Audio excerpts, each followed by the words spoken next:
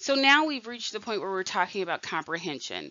And for us, interpretation really is equivalent to our comprehension, is the easiest way to say it. So the assignment of meaning and reaching a conclusion based on our perception is what we're going to call comprehension and interpretation. There are different ways that we can interpret things. We can have a cognitive interpretation, and this happens when stimuli are placed into existing categories of meaning for us, right? So you come across something new and you place it into in your memory into something, and you integrate it with something you already know, like, is the best way to say that, I guess.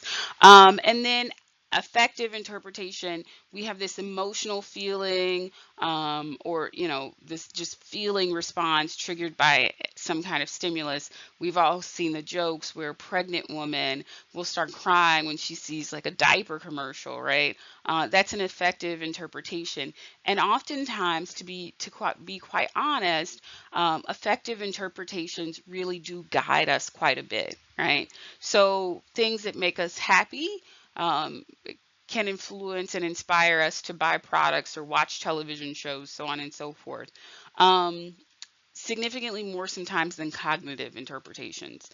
We also have consumer inferences. I have a slide on this, but I had to kind of take it out because I'm trying to adhere to the limit set for time here. So inferences are when we use available data and our own ideas to draw conclusions about information that isn't provided. And I'll give you a great example that is kind of funny, or at least I think it's a great example. My perception is that it's a great example. So I don't bleed a lot. So I'm a bit of a scary cat. So I don't take a lot of risk, unlike my cousins and my brother, so on and so forth, who do all kinds of crazy stuff. Complete daredevils growing up. So one thing that is true though is that when I do bleed, I bleed quite a bit, right? Like a lot. And so I remember once going to the doctor and something had happened and I was bleeding and I was like, yeah, I think when I bleed a lot because I don't bleed that often. And the doctor says, that's not how that works. That's not true. And I said, yeah, no, I think it is. I'm going to believe that. So I had this inference, but it made no sense to the doctor. But I still roll with it. Don't ask me why. Do not ask me why. There are some factors that affect our comprehension. So a lot of times it's characteristics of the message receiver as opposed to the message itself. So earlier we talked about things like adding celebrities, so on and so forth, and those are things that you can do to the message that you're sending. These are things that you can that affect the receiver of said message. So our comprehension is obviously going to be affected by our intelligence and our ability. It's going to be affected by our prior knowledge, right? I have no real knowledge about bleeding. And so when I made up this idea that I bleed a lot because I don't bleed that often, I didn't have any prior knowledge. It depends on our involvement. We talked at the very beginning of this lecture that we can have high levels of involvement, which makes us motivated to process information, or low levels of involvement.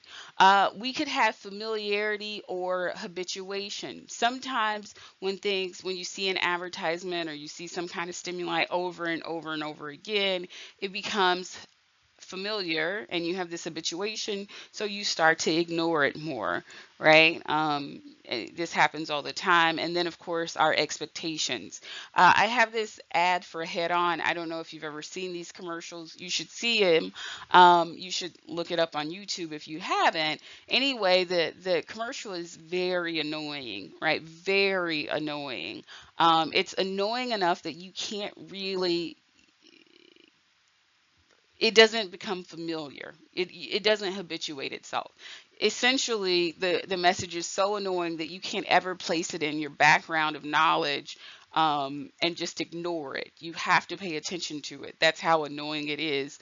But these commercials, as much as people complained, and people did complain about head-on commercials.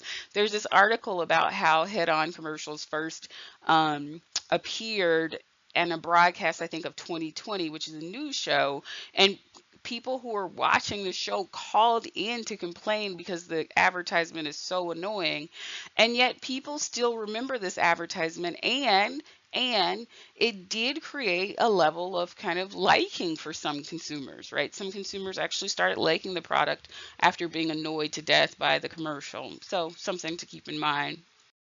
A key component of comprehension is categorization, which is the process of labeling or categorizing an object, a thing, some kind of market offering. Categorization often invokes the schema of the category, which is the associations we link with the category, right? These associations can be attributes about the category. So, for example, if we say luxury cars, what are attributes about or characteristics of luxury cars? We could say the benefits of the, one of the associations could be benefits. What are the benefits of a luxury car? It could be the drawbacks. It could be the users. It could be the use situations. So, for example, we see people who would say, "Hey, this person drives a BMW. They must be blank." We've heard these jokes, so I won't repeat them. We see people who drive things like Hummers or Jeeps, and we might think that these people are maybe a little tough, like a little bit more action, but we might also think the use situation is that these people might be in a situation where they need to do some off-roading or they have the opportunity to do off-roading. I mean, if you pass me by and you're using a Hummer, my thing is you probably, need to be in a car that's 9,000 pounds because Hummers are a lot of pounds, and maybe I don't know, maybe you move a lot of money. I don't know but what do you need a Hummer for, basically? Um, so these associations can be unique or not unique, favorable or not favorable. I'm not saying I dislike people in a Hummer. I don't know them, but I do wonder, like, what do people need Hummers for? I read something that said that the new, I think it's a Hummer, but it might be just some other SUV, that the electronic version will be 9,000 pounds. That scares me as a person who does not have an SUV. A 9,000-pound car hits my car on the highway. We're going 70 miles an hour or higher. Um, I worry about that. Because of categorization and schema application, and schema is something we talk about a little bit more in psychology more than in consumer behavior. Well, in marketing, I would say more psychology, really CB, really hardcore CB people, rather than marketers. And marketers typically just talk about categorization. But categorization allows us to do things like make inferences about a new target, right? Because now, if I have these beliefs about nice cars, luxury cars, when a new luxury car hits the market, I'm going to make some assumptions, right? It helps me evaluate a target. I can judge a target based on the assumptions that I know or the associations that I know are related to luxury cars, for example. It allows me to include or exclude new products or targets in your consideration set, right? So you're thinking about buying a luxury car and you have, a BMW, a Lexus, a Rolls Royce, I don't know, Land Rover, these types of products in your car, in your consideration set, you know, cars you're considering, and then you see other cars and you're able to say, oh, okay, this one should be included in my consideration set, this should be excluded. And then categorization allows us to determine or decide whether we're satisfied or unsatisfied with a new target, right? So I drive a Toyota. I think I've mentioned that before. I have some very specific beliefs about what Toyotas do. So when I see a new Toyota, I tend to evaluate it against that. And one of the things that, to me, I'm going to say this, and I hope this is not offensive, and if it is, I completely apologize. I think that there are certain car companies that focus more on aesthetics than build quality, and some companies that focus more on build quality than aesthetics. I drive a Toyota, and part of the reason I drive a Toyota is that I really wanted a car that could last a long time because I was using a company car. I needed to buy a car. When I joined my PhD program, I wanted something that would last.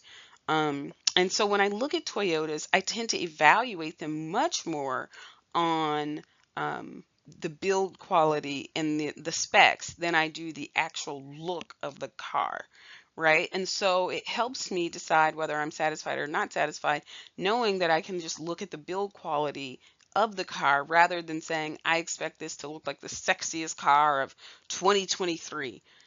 I don't, right? I kind of consider Toyotas to be okay looking cars, but okay looking cars that, maybe last a long time. And again, that's a consequence of categorization.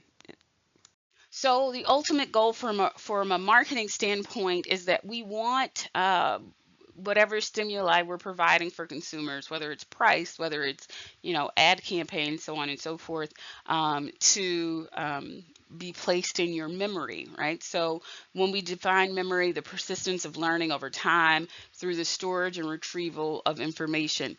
There's this great episode in The Office where I think it was Dwight, but it might not have been. He was trying to remember the Kit Kat commercial. No, no, no, no. I'm sorry. It wasn't Dwight. It was Andy. Andy is like, give me a break, break me off a piece of that, and then he kind of starts coming up with random stuff because he can't remember that it's Kit Kat bar, right? And Jim says, don't tell him the answer." So he walks around all day trying to figure out what the end of this rhyme was. But most of us already knew it because it's stored in our memory because the jingle is so catchy and you've heard it so many times that you just placed it in your memory. When we talk about memory, there are three types of memory that we usually talk about.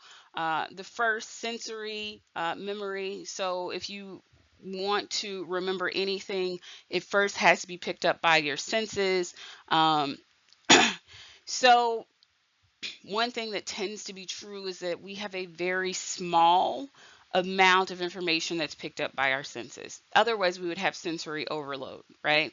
So if we were able to attend to every single thing that was in our senses, whether it's your eyes, your ears, smell, so on and so forth, it would just be overwhelming. Um, Sensory marketing, though, only lasts for kind of a split second, right? It's there. It helps you kind of see the stimulus, and then you either place it in your short term or your long term memory. So, short term memory is what they call working memory. It's everything you were thinking of at the current moment. So, right now, your short term memory might be, when does this lecture end? Right? If you don't do anything with that information, you lose it within 10 to 30 seconds. I hope you've already lost that because these are good lectures. Mnemonics. One way to keep things in your memory are these kind of mnemonics. So symbols, rhymes, associations, and images that assist with the memory process. Right? Please excuse my dear Aunt Sally when it comes to math equations. What's really funny is that some people really don't remember this anymore. You see these math questions that stomp parents, and it's because a lot of times people don't remember math equations. Our long-term memory is supposedly limitless, right? Um, we can have memories that decay or fade over time, but we do say that your long-term memory is kind of limitless. Your brain can soak it all up. Um, when we talk about long-term memory, we think about two different types of memory. The first, declarative memory, which are conscious memories that we put effort into remembering, versus non-declarative, which are unintentional memories. So, a conscious memory might be the time you spent with your grandparents. For me, that is a conscious memory that I try to remember is kind of my grandma because she was awesome growing up. So my grandma had, 17 kids. All of her kids had a ton of kids, with the exception of my mom and one of my uncles. My mom had two kids. My uncle had none. Everybody else had gazillions. She was a woman that had over, 100 plus grandchildren, and she tried to kind of be in the lives of her grandkids quite a bit. You know, she always had the house where everybody went over. And when I say went over, I mean went over. I probably went over to my grandma's house 5 days a week after school.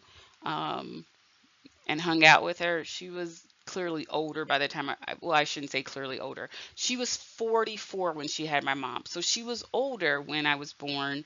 But she was awesome. She was like the quintessential grandmother. And then you have these unintentional memories. So I'll give you an example. I was FaceTiming with my brother the other day.